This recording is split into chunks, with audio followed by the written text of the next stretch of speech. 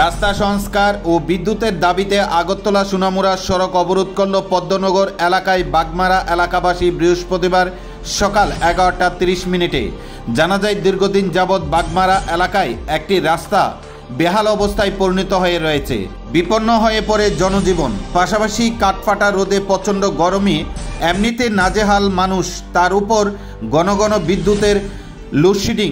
প্রতিনিয়ত এলাকায় বিদ্যুতের লোডশেডিংয়ের দরুন বিভিন্নভাবে ভোগান্তির শিকার এলাকাবাসী।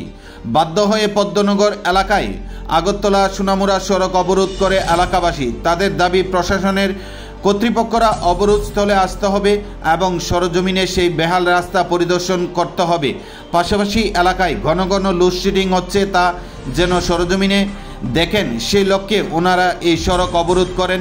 পাশাপাশি দ্রুত বাগমারা এলাকার জনগণের দীর্ঘদিনের সেই সমস্যা দূরীকরণ করতে হবে বলে দাবি করেন অবরোধকারীরা।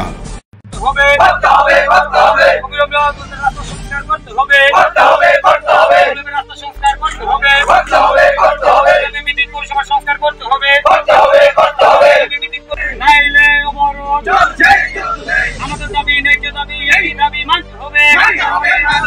আমাদের দাবি ন্যায্য দাবি, এই দাবি মানতে হবে। নাইলে অবরোধ চলছে, চলবে।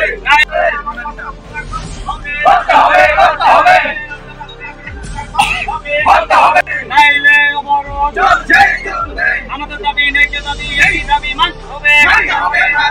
আমাদের দাবি ন্যায্য দাবি, এই দাবি মানতে হবে। নাইলে অবরোধ চলছে, চলবে। নাইলে অবরোধ চলছে, চলবে। নাইলে অবরোধ চলছে, চলবে। অবিলম্বে আমাদের রাস্তা সংস্কার করতে হবে।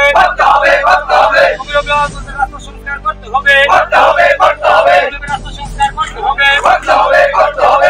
বিদ্যুৎ পরিষেবা সংস্কার করতে হবে।